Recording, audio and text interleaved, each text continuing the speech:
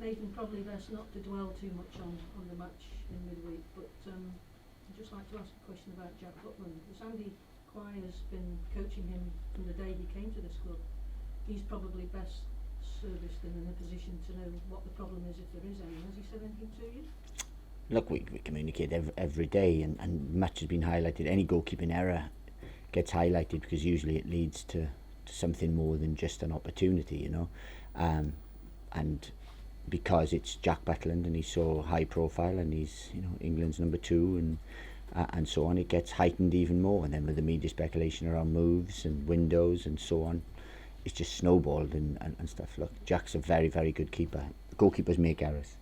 Jack's made, you know, a couple of uncharacteristic ones, so we can't dwell on those, and we have to make sure that one, you know, we move forward from them, but we also move forward and positively as a team.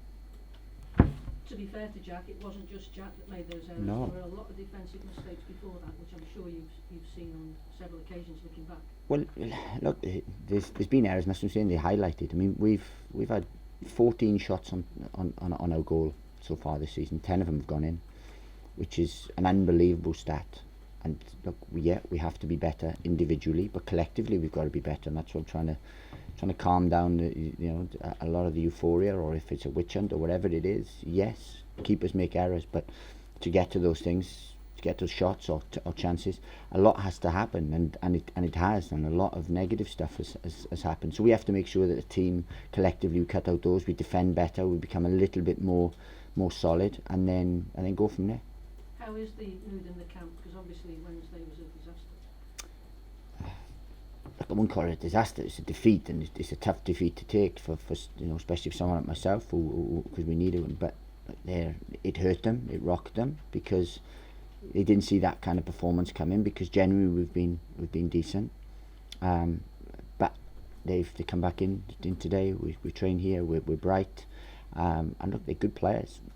What they need is just something to turn, and only we can do that, because luck won't do it. If we keep creating the level of chances and so on, then look, we'll take them and get goals, and then hopefully we can build on that with clean sheets and good defensive performances and get a win. I've asked you about the system before, and people have suggested that the system isn't suitable. But when you make mistakes like we have been making, Stoke have been making as a club, you must first look at the personnel and wonder if they understand the system. Have you had chats with them this week? I don't think anyone's carving us open. If we were getting carved open and we were getting, you know, ball was switched play on us, and people were scoring from crosses and so on, but it's not. You know, we've been defensively really good, so you can blame systems. And look, and you know, I'm not one to beat my head against a brick wall. I believe in certain things, but it's not a system I believe in. It's a philosophy of play, and we have to defend better now. But you know, if I'm honest, at no point have we been ripped open by a wonderful football inside, and I think, I mean, 2 Saturdays. One was we turned the ball in the corner, we didn't defend it well, it was hooked back in, we didn't defend that well, and then a poor shot went in. The goal after was a punt downfield.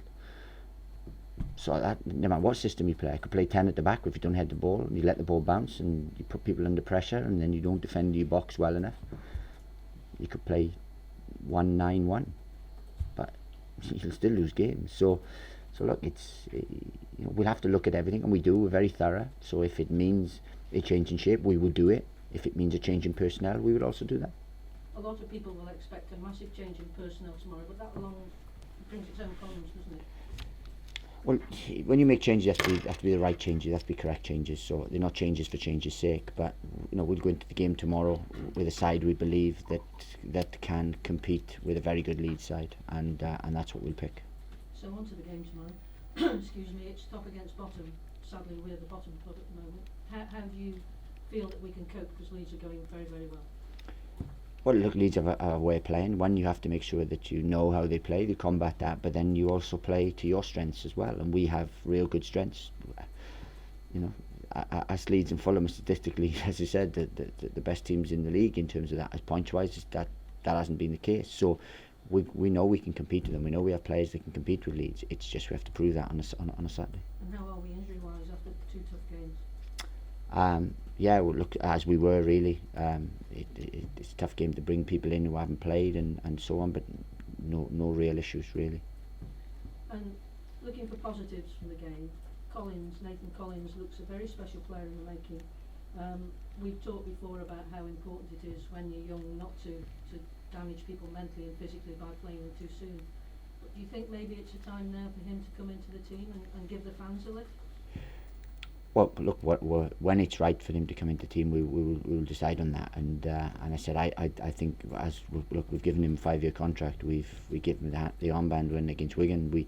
We think very, very highly of him, and we believe he's an excellent player. I thought he was excellent when he stepped in. And look, at times that freshness gives you a lift.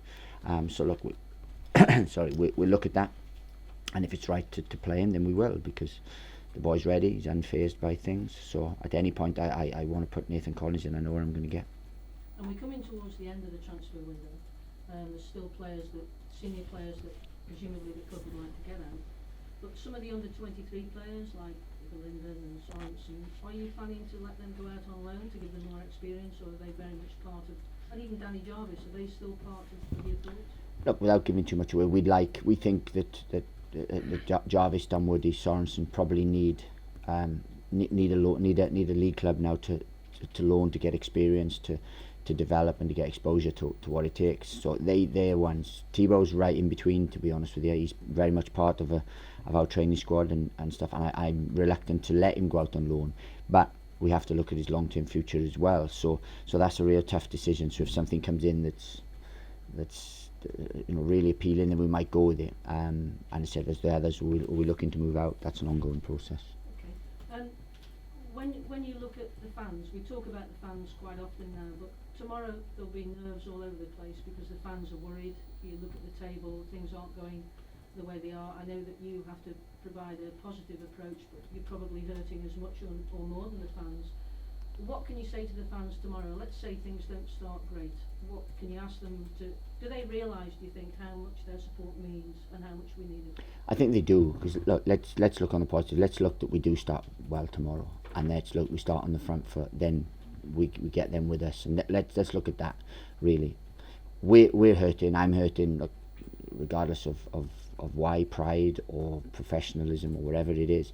Look, I hurt with every defeat, and where I am, I didn't envisage us being where we are. Now we have to react. We have to make sure that we stick to process, do things better, and eventually you get what you deserve. Now if that in 4, 5, 6 games time is similar to what we got, then we're doing something fundamentally wrong. At the minute we feel we're on the periphery of doing things right and not, and there's that final sort of 15-10% that we have to improve on. Now, the fans are key to it. They've been brilliant, they really have, and I can't ask them for patience forever. But right now, we need them with us. We need a good crowd tomorrow. We want a positive result, which will sort of kick-start us a little bit. We thought we've had a couple of kick-starts really with performances and so on. We haven't quite got what we felt we've deserved. Now we've got to start getting points rather than just saying, well, we're a hard luck story. Thank you. Cheers.